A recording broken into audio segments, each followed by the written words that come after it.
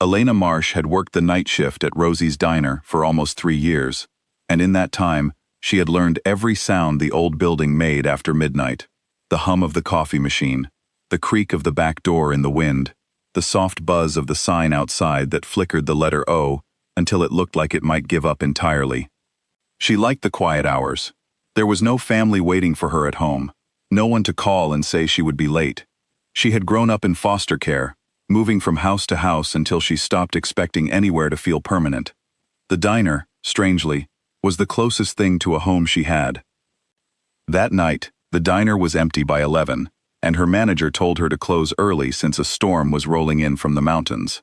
Elena wiped down the counters, turned off the lights, and started the long drive back to her apartment on the edge of town. The road curved through Blackwood Forest, a stretch of trees so thick and old that even in daylight it felt like dusk. Locals avoided it after dark. They said strange things lived there. Elena had always thought that was just a story to keep teenagers from parking out there at night. She was thinking about nothing in particular, humming along to the radio, when her headlights caught something wrong up ahead. A car, crumpled against a tree, its front end smoking faintly in the rain. Elena slowed down, her heart jumping into her throat. She pulled over, grabbed her phone, and stepped out into the cold. "Hello? Is anyone there?" she called. For a moment, there was nothing but the sound of rain hitting leaves. Then she heard it. Small, uneven footsteps. A boy stumbled out from behind the wrecked car, no older than 7, his sleeve torn and stained dark. His hair was damp against his forehead, and his eyes, when the headlights caught them, seemed to glow faintly silver, like a color that did not belong on a human face. But Elena did not have time to question it. She saw a hurt child, and every instinct in her told her to protect him. "Hey, sweetheart. It's okay. I'm here," she said, kneeling down and pulling off her jacket to wrap around his shoulders. He didn't cry. He didn't speak. He just looked at her with a strange, quiet calm, like he already understood something she didn't. That was when she heard the growl. Elena turned and saw them, 3 enormous wolves stepping out from the tree line, taller than any wolf she had ever seen in a picture or a zoo, their eyes fixed not on her, but on the boy behind her. Every part of her screamed to run. Instead, she did the opposite. She stood, spread her arms, and put her body between the child and the wolves. "Don't you touch him," she said, her voice shaking but firm. "Whatever you want, you'll have to go through me first." The wolves stopped. They did not attack. Instead, they circled slowly, sniffing the air, their massive heads lowering, not toward her, but toward the boy standing behind her legs. Before Elena could make sense of it, bright headlights swept across the road, and a line of black vehicles pulled up. Men in dark suits climbed out, moving with quick, practiced urgency, and Elena's stomach dropped. This was not a rescue she understood. This was something else entirely. One of the men stepped forward, his eyes scanning her from head to toe. "Who are you?" he asked, his tone sharp. "I found him. I was just trying to help," Elena said, keeping her arms around the boy, who had wrapped his small hands into the fabric of her shirt. The man spoke quickly into an earpiece, and within moments, a tall figure emerged from the largest vehicle. He moved like someone used to being obeyed, his presence commanding even in silence. His eyes, when they landed on Elena, held a mixture of shock and fury that she could not understand.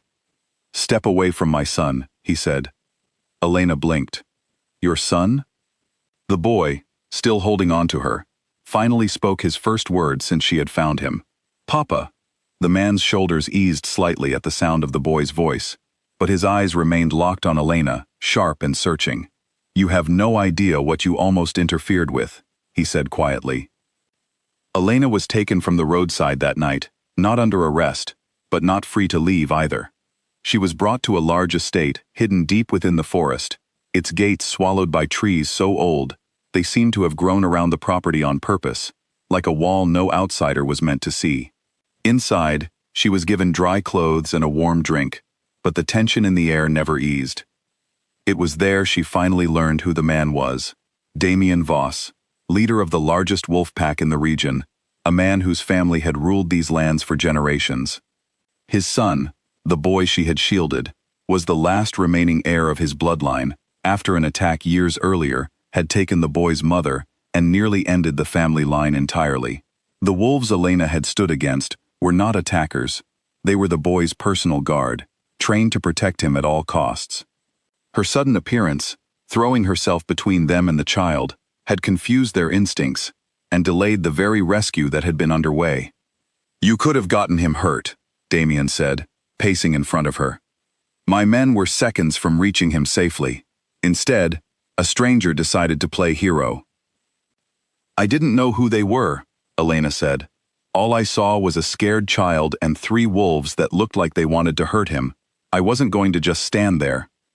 Damien studied her for a long moment. Something in his expression shifted, though his voice remained hard. "My guards do not bow to strangers. Not for any reason. Yet tonight, they lowered their heads to you." Elena had no answer for that. She hadn't understood it either. The next morning, a woman in a lab coat drew a small sample of Elena's blood, explaining only that it was standard procedure for anyone who came into contact with the family. Elena assumed it was some kind of background check. She did not expect what came back hours later. Damien entered the room where she waited, a folder in his hand, his expression unreadable. "It seems," he said slowly, "you are not entirely human." Elena laughed, thinking it was some strange joke, but his face did not change. He explained that her blood carried traces of an old wolf bloodline, dormant for generations, buried so deep that it had never once surfaced in her life. It explained why the guards, bred only to answer instinctively to family blood, had bowed to her without hesitation. It explained why she had felt no fear standing between 3 enormous wolves and a frightened child, when every rational part of her mind had told her to run. "That's impossible," she said. "I grew up in foster homes. I don't have any family. No one ever told me anything like this." "Sometimes bloodlines are hidden on purpose," Damien said quietly, "to keep people safe from exactly the kind of danger that found my son last night." The days that followed blurred together in strange, quiet routines. Elena could not simply return to her old life. Not when the people responsible for the attack on the Voss family had learned that a mysterious woman had intervened in their plans. They began searching for her, assuming she knew secrets she did not possess, and Damien, despite his frustration with her, refused to let her walk back into that kind of danger unprotected. She stayed at the estate, in a quiet room overlooking the forest, and slowly, awkwardly, began to understand the world she had stumbled into. The boy, whose name she learned was Kian, followed her everywhere, calling her by a word in an old language she did not recognize. When she asked what it meant, one of the older guards told her softly, "It means shield, the one who stands in front." Elena found herself smiling at that more than she expected to. Damien remained distant at first, his guard never fully lowering around her, but small things began to shift between them. He would find her sitting with Kian in the evenings, reading stories by the fireplace, and instead of walking past, he would linger in the doorway, watching quietly. He began explaining things to her without being asked, teaching her about the pack, the old customs, the weight of responsibility that came with leading people who depended on him completely. Elena, in turn, found herself drawn to the quiet strength beneath his hard exterior, the way his voice softened only when he spoke to his son. "You didn't have to protect him," Damien said to her one night, as they stood on the balcony overlooking the dark trees. "You didn't know him. You didn't know us. Why did you do it?" Elena thought about the question honestly before answering. "I know what it feels like to have no one stand up for you," she said. "I wasn't going to let a child feel that, not if I could help it." Damien was quiet for a long moment.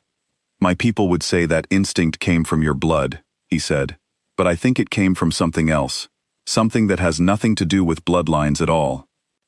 Elena felt her cheeks warm under his gaze, and for the first time since that night in the forest, she did not feel like a stranger caught in a world she didn't belong to.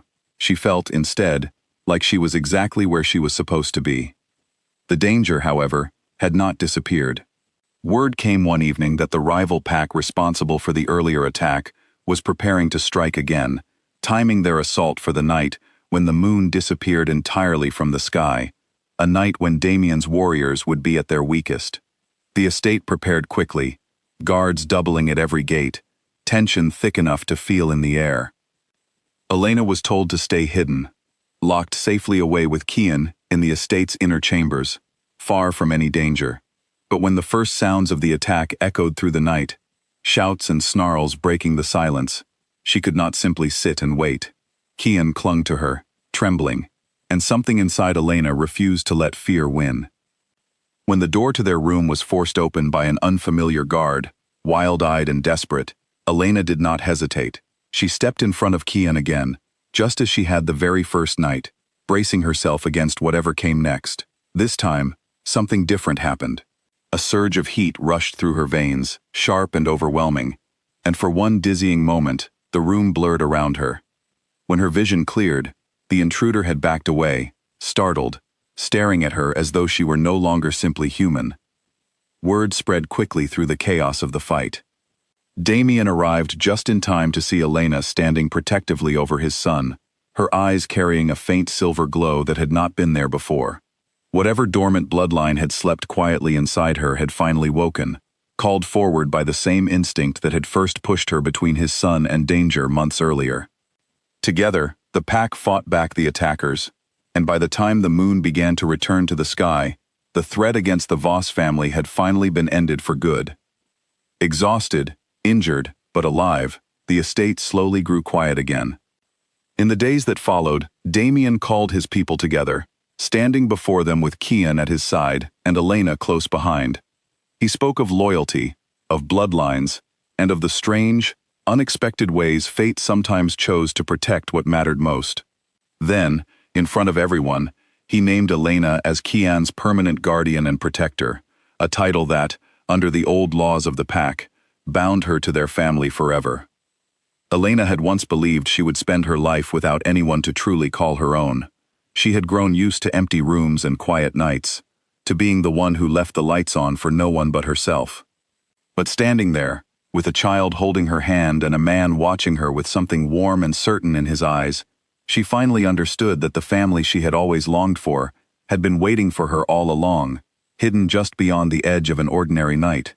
In a forest she had almost driven past without stopping.